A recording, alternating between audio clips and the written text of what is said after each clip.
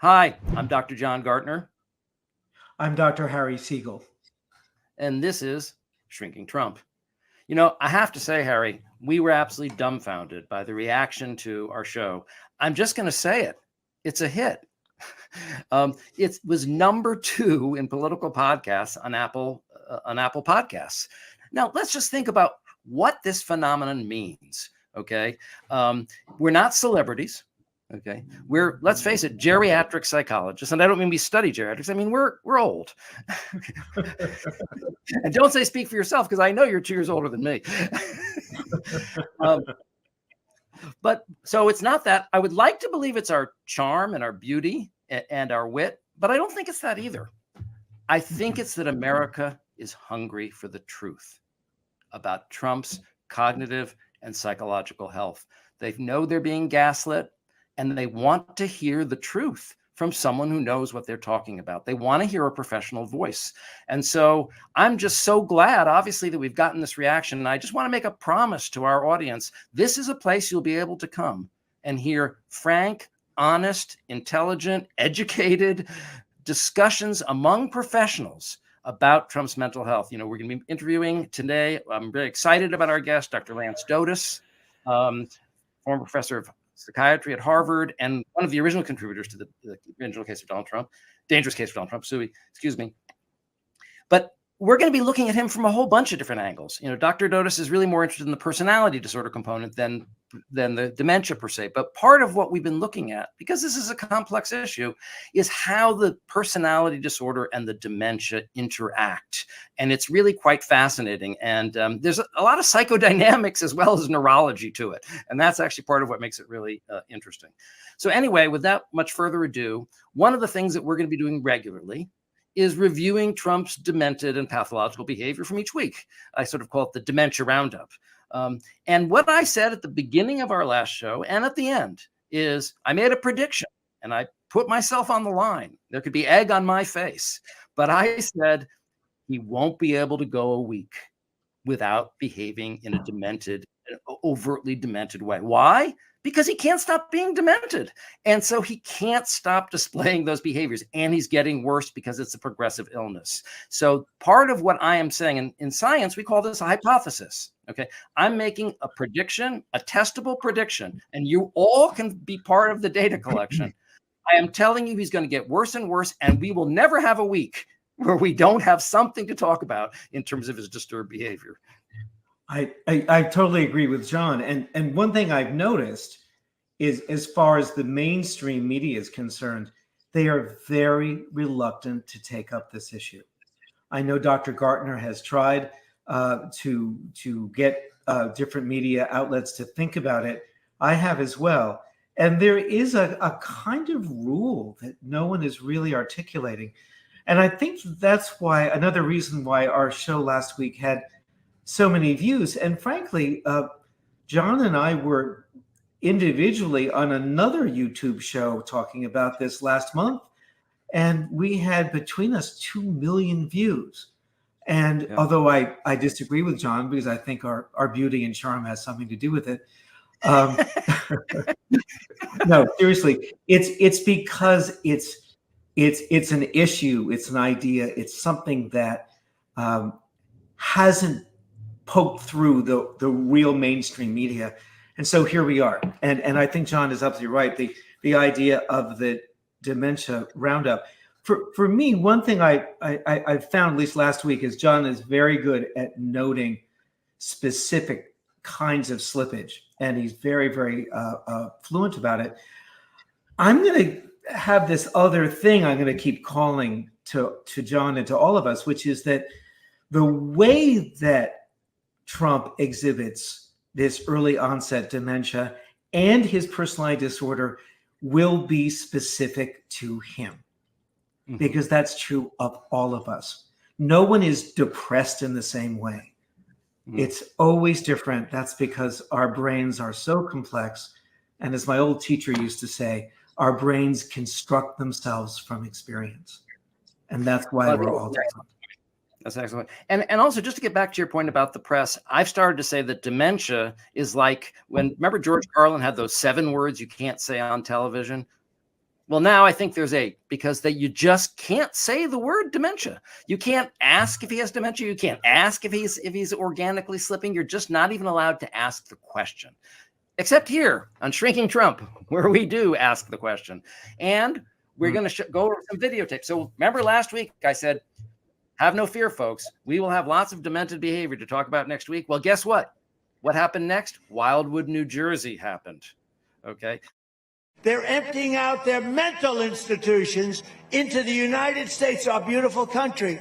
And now the prison populations all over the world are down. They don't want to report that. The mental institution population is down because they're taking people from insane asylums and from mental institution. You know what the difference is, right?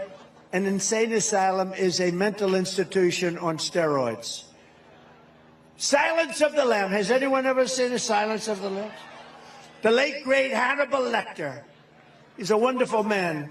He oftentimes would have a friend for dinner.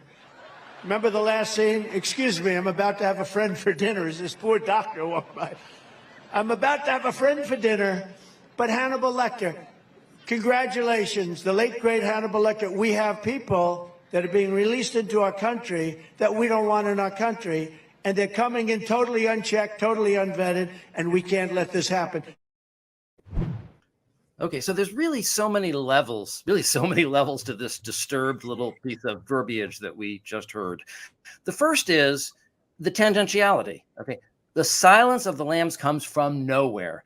Later, I think we're going to figure out what association was going on in his mind that brought him there.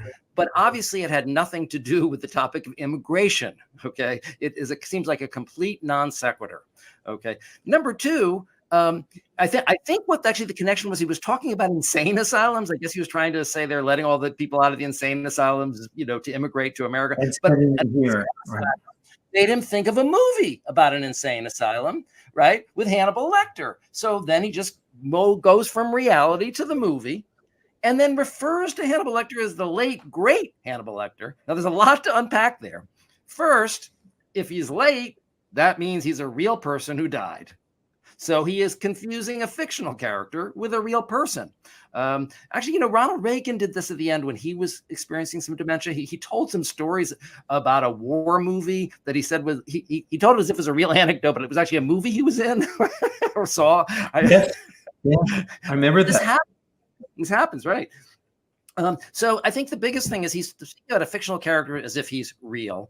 Okay. And then this is to get to Harry's point about his personality. So if somebody was demented and they started to imagine that a fictional character was real, someone they felt a connection to, an attachment to, or whatever. Okay. But who does he pick? Who does Donald Trump pick? Who's his imaginary friend? A serial killer. But not just a serial killer, a really evil, diabolical serial killer who literally consumes, right, destroys, his victims by eating them. Rick Wilson said, everything Donald Trump touches dies. So it's like not only is he a murderer, but he sort of destroys, the essence of the people by consuming them. But he's also a character who doesn't lose. At the end of that movie, he's out. Trump is quoting the last minute of the movie where you see him off to take revenge by eating the doctor who had put him in jail. So it also has that sense that Trump has that he can never be caught, that he will always win. And he will always take revenge.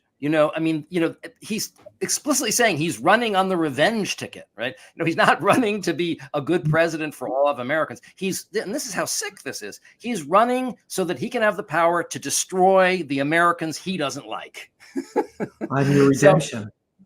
Yeah, but his redemption is through murder and destruction and evil, and you know what I mean? So that's why he's the late, great Hannibal Lecter. a real role model, a real ego ideal.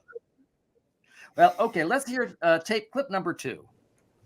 He's doing quite a good job. What do you think, Lawrence Taylor? Yes? Doing a great job. Look at those two guys, OJ, Lawrence, my golfing friends. We don't have to agree on everything, but we... Okay, so look over there. There's Lawrence Taylor with OJ. We play golf together. So look, there's bad news and there's good news. The bad news is that our esteemed I'm sorry. Start that one again. The bad news. The bad news is that our esteemed colleague, Hannibal Lecter, is dead. I'm sorry. But the good news is OJ's alive. So there you go. There you have it. All right. Well, let's go listen to clip number 3. We're going to evict this man, the worst president by far. Jimmy Connors is good. He's also happy. Jimmy is a very happy man, both of them, because you know what? They want him out. Jimmy Carter had a bad reputation. Right now, he is considered a totally brilliant president by comparison. Right now, he is a totally brilliant president by comparison to Joe Biden. Joe Biden. Okay. So President Connor was our 39th president. Another imaginary sort of scenario. Now, I will give him credit. He caught this one. You know what I mean? He did. Because a lot of times, right. So, and that's worth noting. It's sort of like the tie goes to the runner, maybe. You know, he did notice it. But I think I wanted to show this clip because, number one, the Jimmy Connor thing has been so talked about. You know, we couldn't leave it out of the Wildwood anthology. But also, it's interesting how, because he's such a shameless showman, that when he realizes he's made a mistake, he just riffs on it. I mean, this is one of his strengths. Let's face it. You know, so it's like, it's President Jimmy Connor. Carter. Well, you know, they're both happy. It's almost like a routine, right? Well, actually, they're both happy. You know, so he really can roll with that. Now let's look at a slip he made that he didn't correct. Can I just say, let's just use the term, he recovered. That's what just happened. He recovered. And sometimes he does that. And sometimes he can go a while without a slip like this. But it's very important to remember that anytime another president is mentioned, it's already so stimulating for him that it can derail him because it's another president. Remember, none of these slips are random. Yeah. Because nothing he ever because he has this sort of Oedipal rage at anyone who's been president. And so it disorganizes him. Yeah. And so he makes a mistake more often about the presidents than say something more, you know, neutral, you know, but he can't keep it straight. Who's president and, you know, who did what, and they're all bad and he's better than all of them, but they all kind of combine. Or women who have fought with him, like Nikki Haley or Nancy. Look, I'm doing it too. Pelosi, the combined woman that he made in his brain, is the nemesis, right? Let's look at clip number 4. If you look at you take a look at President Xi of China, talking about Beijing. Now, they've got ships circling, they have planes, but they never were doing anything. President Xi of China with... Okay. So just in case you didn't catch this. Well, Beijing, you're confused? Beijing is a landlocked city, so they can't have ships circling. I think he was talking about, you always have to kind of reconstruct what he was I think he was thinking about Taiwan, but he couldn't keep it together. And here he didn't catch himself, right? He didn't catch the fact that he was talking about Beijing instead of Taiwan. It was kind of a big mistake to make. Is we talking about communist China or mainland or free China? You know? So that's just another example. And finally, let's just show one more clip from Wildwood, one more phonemic paraphasia, because he can't go a week without a phonemic paraphasia. And they don't speak English. They're sitting in chairs listening to a teacher talk in English, and they don't speak English. And it will mean Biden's border invasion. You know who else doesn't speak English? Donald Trump, because that border is not a word. And what I've noticed with his phonemic paraphrasias, because he's made 30 or 40 of them, you know, he does this regularly and constantly, and now increasingly. But there's also a way in which his phonemic paraphrasias are deteriorating. He can't even finish the non-word. You know what I mean? So at least when he says Christmas instead of Christmas, it's not a word, but it's a complete phoneme. He can't even complete the phoneme. You know what I mean? So it's border, but it's border, and then he gives up. He gives up in the middle of the word. He can't do it. No, it's like a car. He goes into a one-way street. He has to back up and then go somewhere else, and he finds the connection, sort of. But it's yeah, this was a subtle one. Just for folks who don't know, a phoneme is a piece of a word, like a syllable or a sound that makes up a word. And people with early onset dementia will sometimes begin a phoneme and not be able to complete the word with the next phoneme, and that's where that comes from. Yeah. And I just want to make one more comment about his falling asleep in court this week, okay? Because it's sort of fallen off the radar, right? You know, at first, he got a lot of press. I'm glad it did. And then he was Sleepy Don, and he couldn't say Biden was Sleepy, Joe anymore, and he was whatever. But now people aren't really talking about it. This is what happens with our press, okay? After 1 week falling asleep, now it's been normalized. Well, it's not normal. I just want to point out, as I did last week, that it's unprecedented. I know we use that word a lot with Trump, but I guarantee neither you nor any of your lawyer friends or anybody you know can imagine or remember one example of a defendant falling asleep in court.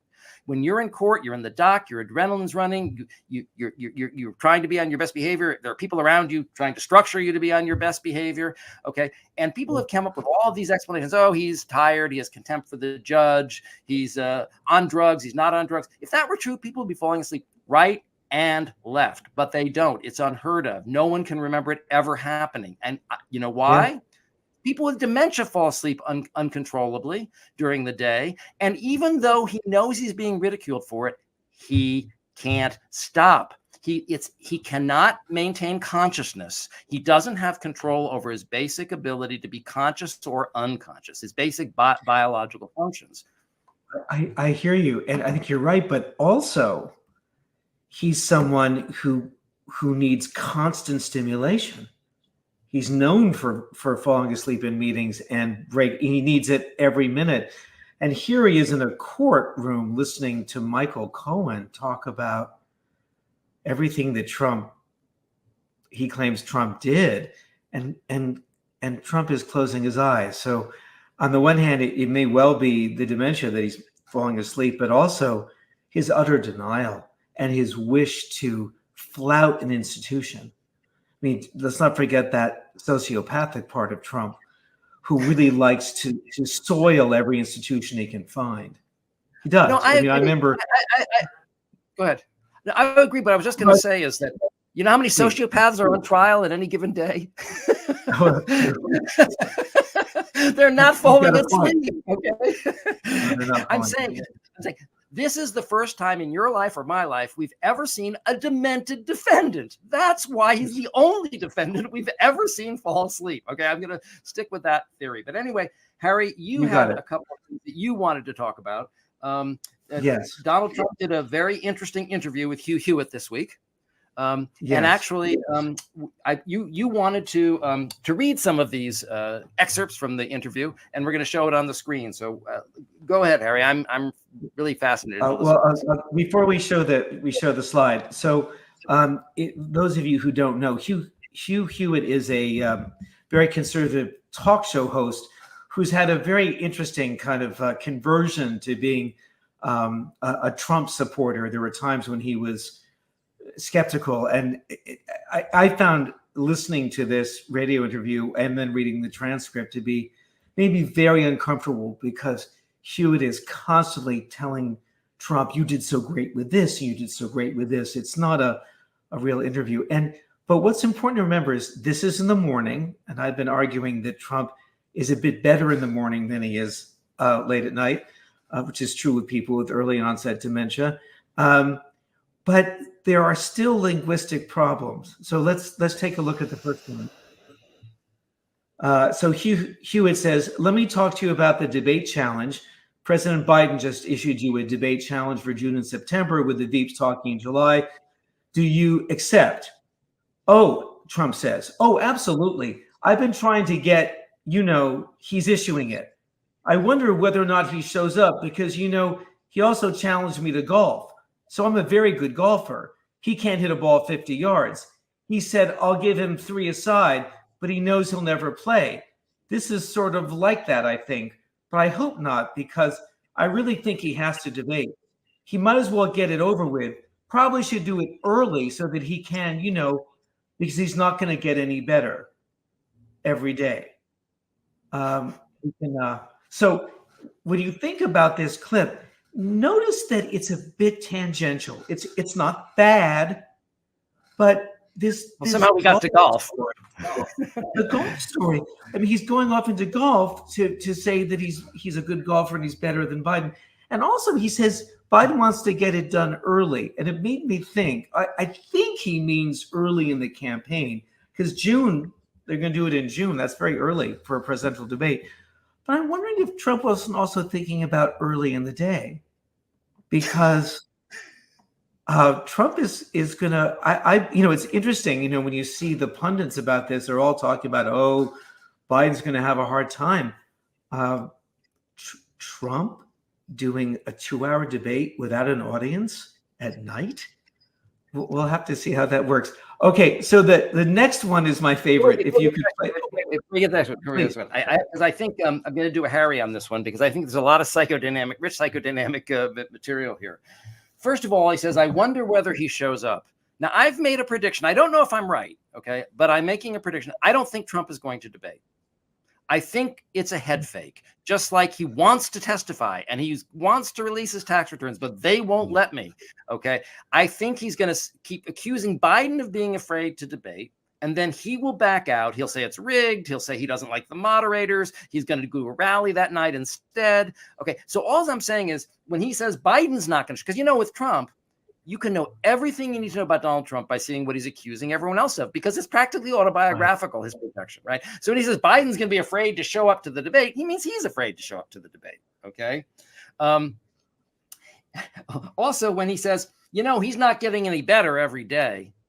First of all, I love that phraseology, because he's the one who's getting worse every day, and he's so worse he can't say it properly. He can't say he's getting worse every day. He has to say it in this disfluent, syntactically tortured way. He's not getting any better every day. Okay, so there's the again, projection. Okay, but I have to say, and also I think that the shift to golf is also, you've pointed out that when something challenges his ego or his self-esteem, right, he pivots away from it. Right. And that's why he's so, challenged by the presidents. Well, I think he knows that he's not even capable of debating. I think he knows he's too impaired to debate. I think he knows that. But what he's trying to do is then, in his mind, shift to a competition he is good at, or at least better, and so it's like, okay, well, you want to debate me? Well, how about we play golf then, huh? Nah, you wouldn't be, golf. He's afraid to, I offered, but he wouldn't, I would have given him 3. You may be right. I think he will debate, because I think he's too afraid of looking like a coward.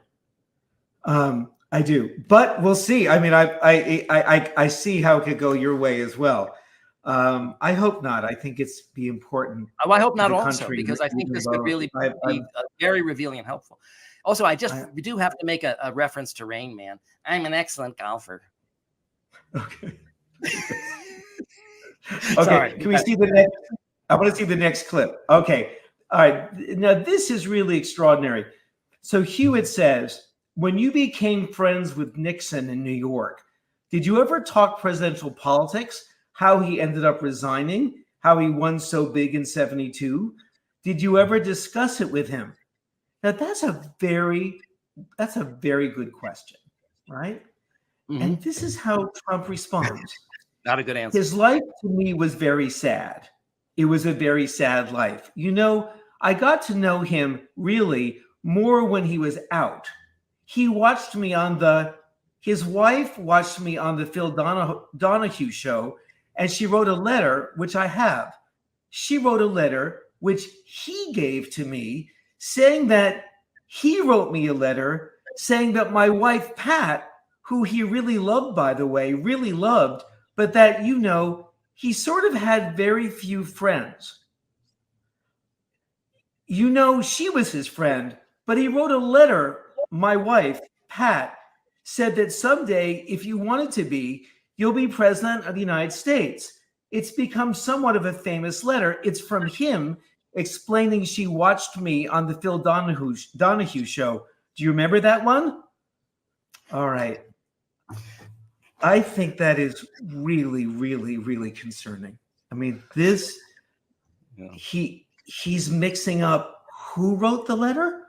Was it Pat? Was it Nixon? And that Pat said, but Nixon said? And it's all about, he doesn't answer the question. Did Nixon ever tell you about resigning? Did Nixon ever tell you? He just says he was sad. And then he goes on with an anecdote about someone telling him he should be president. Yes. Isn't that interesting? Right? So you see the narcissism, and I have to remind the audience, it's so easy to hear these terms and not know what they mean. Someone suffering a narcissistic personality disorder is holding him or herself together with grandiose thoughts and boasts and getting adoration from people. Because if they don't get that, there's the fear they're going to fall apart and become nothing. So they have to keep maintaining the grandiosity and the admiration all the time.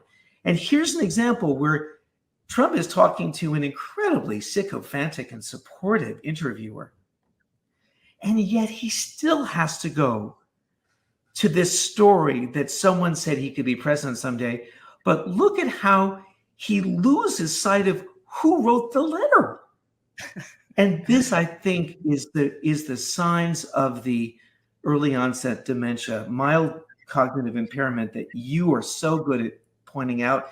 Here it is. It's not phonemic paraphasia. It's different though, but it is disorganized. Yeah. And we have to. I don't know how anyone can hear or read that interview and not see it. And this is where the press is. And the funny thing is, you're right. Hugh Hewitt is such a sycophant, but it's all being normalized. Oh, well, let me ask the next question. But here he is, so syntactically tortured that it is literally incomprehensible. You just can't figure out who's doing what to whom in these sentences. We're not picking on, this word is wrong, or it doesn't make any sense. And also, I think this is again where we get into the confabulation. When people have dementia, they have this blank slate where there's a lot of forgotten memories, and they fill them in with false memories because they need some context for their daily life. So I don't know if there was ever a letter, or who wrote the letter, but basically this is what Donald Trump remembers about Richard Nixon. He saw me on TV, or his wife saw me on TV, and they said, you could be president. That's what's in the Nixon box in his mind, that Nixon admired him and Nixon told him he could be president. And so he's making up a story about Nixon loving him and thinking he's so great. And when he was, on a good day, and we're going to talk a lot with Dr. Dodes about this, because he is one of the people who started, the first people to talk about his psychopathy and his lying. On a good day, he's just lying, But a lie has to be organized and comprehensible in order to deceive, Yes. If a lie is word salad and it's a bizarre, incomprehensible story, that's not going to get you anywhere. That's not going to advantage him anywhere. That is the formal workings of a broken brain. I'm with you. Absolutely. All right. Very sad, very troubling. Yeah. And very dangerous for the country. Well, yes. There's that. Well, listen, why don't we bring in our guest, Dr. Lance Dodes? We've been talking about him, and I know he's been listening. Hello. Hi, Lance. How are you? Hi, Lance. Good to see you. Well, so Dr. Dodes is a retired assistant professor of psychiatry at Harvard Medical School. He's a former training analyst at the Boston Psychoanalytic. He was one of the original contributors to the book, The Dangerous Case of Donald Trump. But that's not all. That's not all. Because Lance Dodes made history on February 21st, 2017, when he and a Dr. John Gartner appeared on the Lawrence O'Donnell Show, the first mental health professionals to appear on cable news to talk about Donald Trump's mental health. So Lawrence O'Donnell broke that ice, and he's really the one that made the history. He had us on. And then for reasons which are completely incomprehensible and beyond me, Lawrence likes Lance best. Because he's had me on a couple of times, but he's had Lawrence on like, what, 5 times has he had you on? Something like that. So Lawrence always liked him best. So I'm still processing that. Yeah.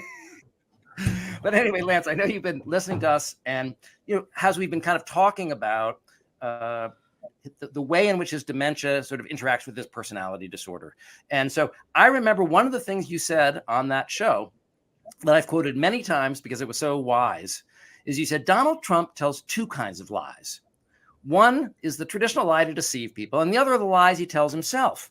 So at any given moment, it's hard to tell whether he's telling a grandiose lie or it's now risen to the level of a delusion, a grandiose delusion. And actually, he kind of whips himself up into a delusion. That's what malignant narcissists do. So they create these lies. They fake it until they can dilute it, until they can believe it. Okay. But now we've really got a diagnostic multi-axial pickle on our hands, because now there's a third kind of untruth that he tells, which is confabulated stories. So, well, one of the ways I think they make each other worse, the dementia and the narcissistic disorder, is that dementia itself is a narcissistic blow. It's very hard to recognize that you have a loss of control of your own mind or any other aspect of yourself. So when you have a person who is so narcissistically disordered, as Trump is, and he, to the extent he recognizes that there's some loss, it's intolerable. So I think that adds to the lie and the loss of reality testing in both ways that you're describing. On the one hand, he can't stand to have it, so he needs to deny that something bad has happened, which adds to his ignorance. He's a very ignorant man because he needs to know more than anybody. So he doesn't learn. I remember the time when he was on the nuclear vessel and he told the captain to use a different launching system for the missiles because he knew better than the captain of the nuclear vessel. That was very early. That was, I think, his first year that he was president. So he just doesn't know things, but he knows less and less because he can't add to knowledge or correct the things that he doesn't know, because that would be a narcissistic blow also. So I think that having someone who is so limited be demented on top of that leads to an exponential. It's geometric, the advance, because each makes the other worse. And then his sadism, his cruelty to others, his uncaring about others, is very bad. When he is more likely to act on that, it's worse. Then he will actually attack people, which of course he does, and he threatens to attack people. So if you add to that characterological defect of empathy with others, a dementing process which makes him more likely to be impulsive, to act suddenly because he doesn't have the cognitive ability to figure it all out, he becomes exponentially more dangerous to be harmful to others impulsively. And then, of course, if there was ever a chance to correct it, he can't, because that would mean acknowledging that he had done something wrong. So it's a disaster in waiting for all of these reasons. And I'm so glad that you're bringing these together, John, because I completely agree with both of you that the press has dropped the ball almost entirely. A few people have not, but almost everybody is denying the massive disability that he has, and mistakenly comparing that with Biden, who simply has normal aging.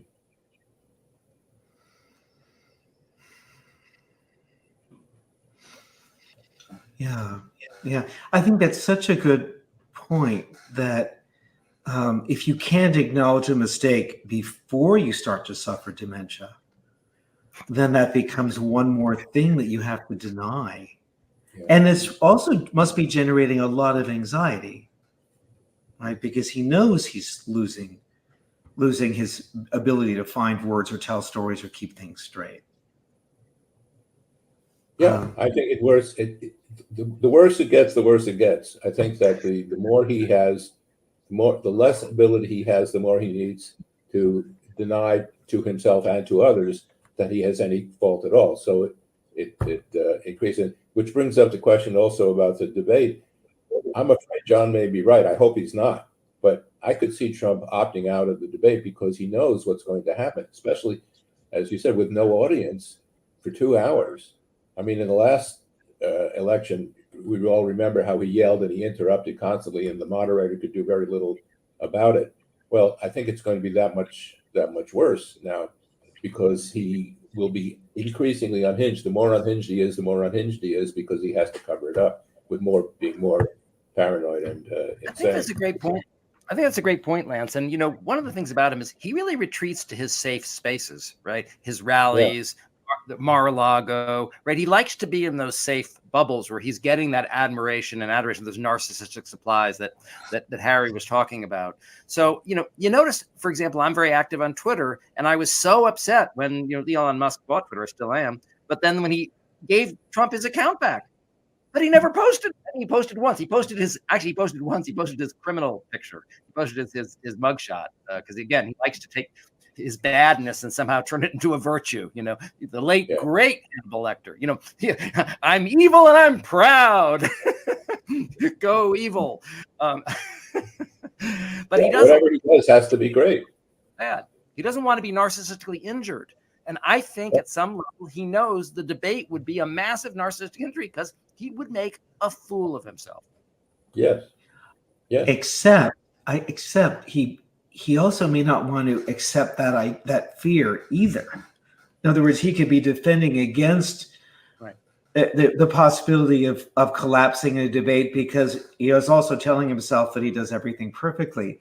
So I do think it is sort of teeter-tottering. If we go either way. No, it's not teeter-tottering. Come on, don't you know how Trump's mind works now? He's going to say that it's rigged, that they put some liberal, Democrat to interview him, and he's not going to fall for that. And so he'll blame the debate commission and everybody else for why he can't debate. Okay, so everyone keeps saying, "Oh, well, he's going to be in this box, right? He can't."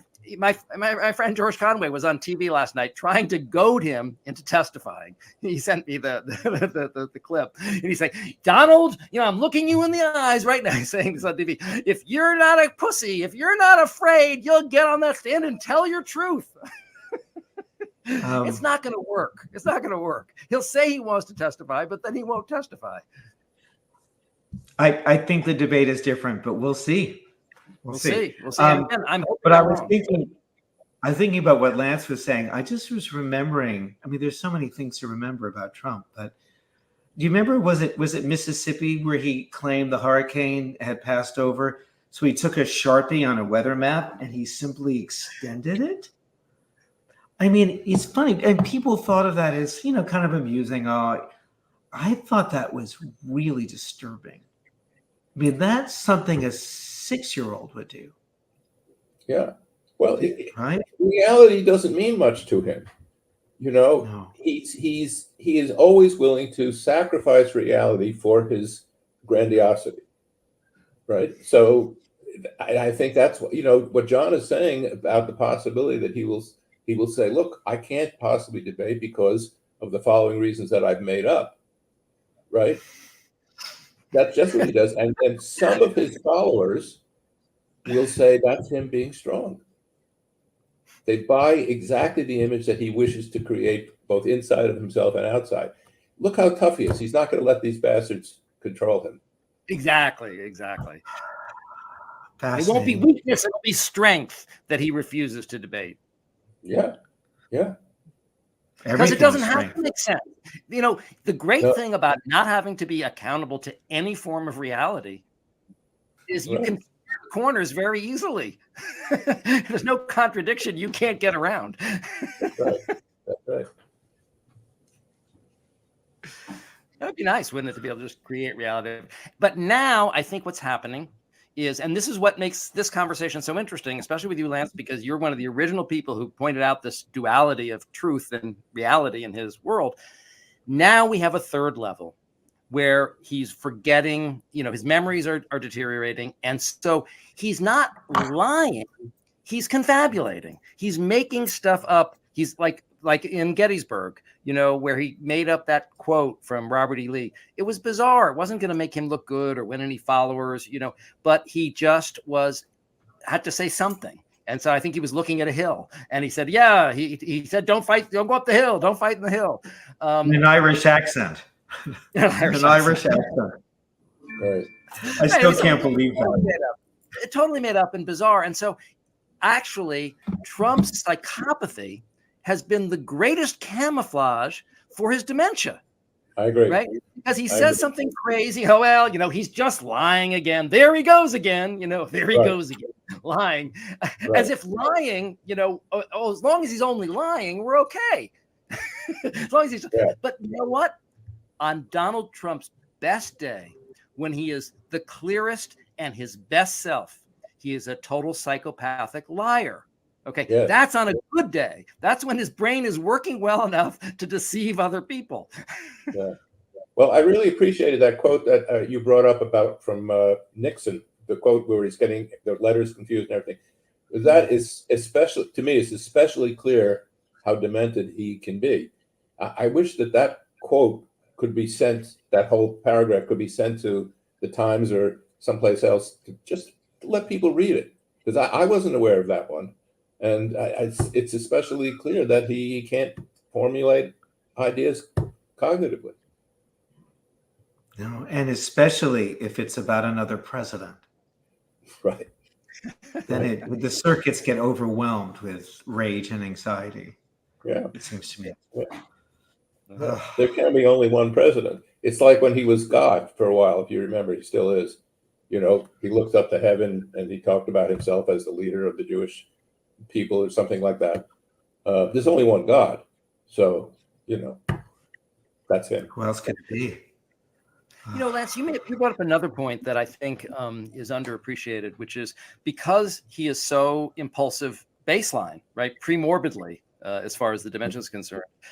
And there's no line he won't cross, right? There's nothing he won't say. There's nothing too outrageous. There's nothing too coarse. There's nothing too horrible to say. If that's your baseline, then you start becoming more impulsive and disorganized. In a way, again, there's camouflage, right? But I think that what people are noticing, people who are close to him, have said he's not the same person he was 4 years ago. He does seem more impulsive and confused and disorganized. So one of the things we were talking about last time is he was cursing out loud in court. When Cohen or Stormy Daniels was testifying and the judge had to admonish him. He's kind of losing control in these more basic ways. Maybe you could say something about what that might look like. You started to talk about it. You did say something about what would that look like if we had a President Trump, right, who has really lost all impulse control. Yeah. Well, when he was it must have been 2016 or 2017, when he first entered office, he fired all those missiles in the Middle East, if you remember. He was the only president to ever do that. He sent off a barrage of high-powered missiles, and I don't think he did very much. But right away, he was saying, look, I can do this, so I will do this. And people said to him when he was asking about the use of nuclear weapons. He said, why not? And people had to explain to him that, you can't do that because there are consequences. His nature is to be impulsive, combined with his ignorance and his narcissism and now his dementia. It means, yes, I think he is an extraordinary risk of pressing the button, basically, which I think was true back in 2016. In a fit of peak confusion. Yeah. And if people try to talk him out of it, he'll say, I know best. And actually, he unilaterally has that power. No one can stop him, actually. I think when he was president, though, because I think Trump's dementia wasn't, it really has been coming on the last few years, I think. You notice that he never even got close to committing troops anywhere, because Trump knew that his base did not want to go to war. Right. Mm-hmm. Now, I always thought he'll ask them to go to war for him, and he did. But he wasn't going to get anywhere near a war because he wanted to preserve his standing with them. Now, if he's president, it's the impulsivity and the lack of self-regulation is even more dangerous. Well, I think there's another factor too, which is we have to remember that Trump is Putin's bitch. Okay, that he is a Russian asset, that he has done everything to make Russia great and work against the interests of the United States. If Putin cloned himself and became president, he wouldn't have acted differently than Trump did as far as Russia's interests are concerned. So Russia doesn't want America fighting for America. Okay. And Trump has already signaled that the worst thing he's going to do in some ways is not going to war. It's that he won't go to war. He's already said that if a European nation is attacked by Russia, we will not defend them. Unless they paid their dues, which of course there aren't even any dues for NATO. So it's just a made-up thing. So he's already announcing that his lack of military action will be treasonous. Okay, that by being lame, it's like the way they kept the National Guard from protecting the Capitol. Well, now we're going to keep America from protecting Europe.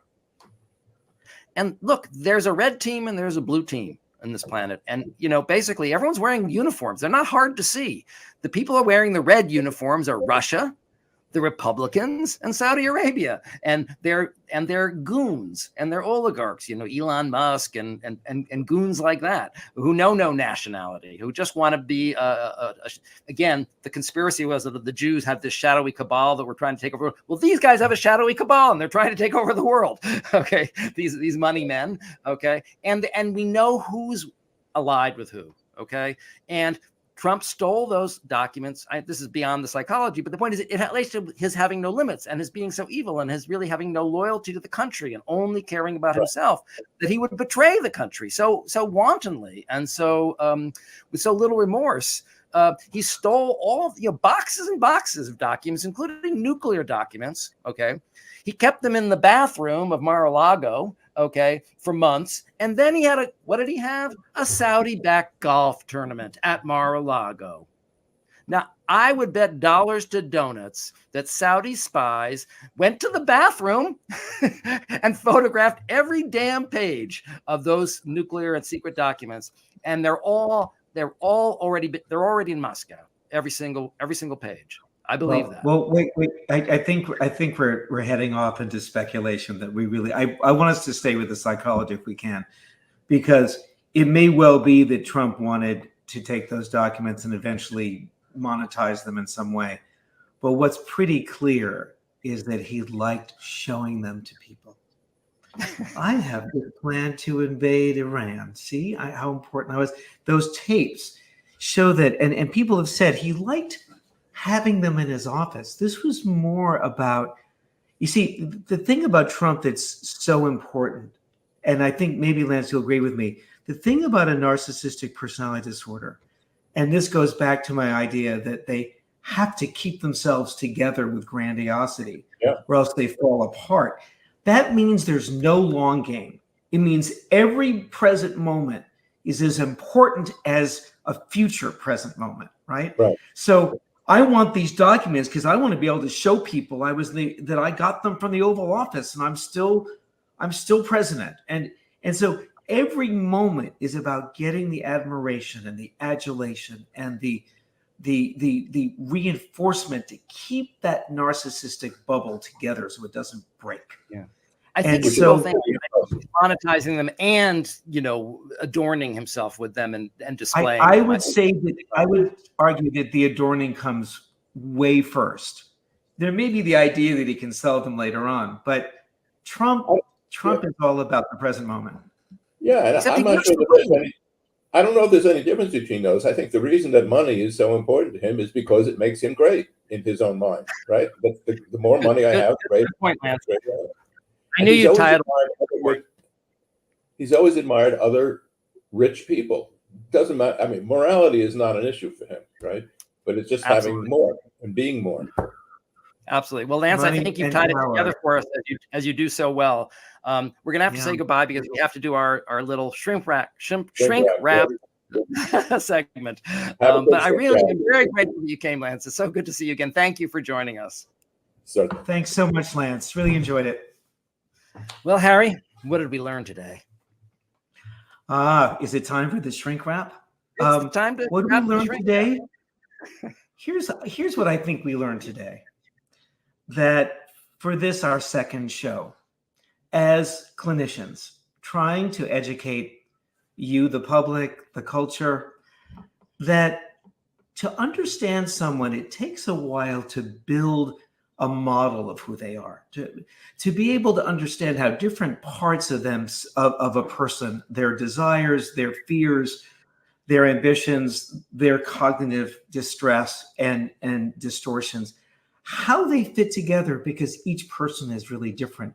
And so today, I think what we're starting to see now is Hannibal Lecter is not a random association. Having cognitive problems when mentioning another president, like Jimmy Carter, not Connors, or Nixon, whoever wrote the letter, that we're starting to gather some ideas about how Trump is organized.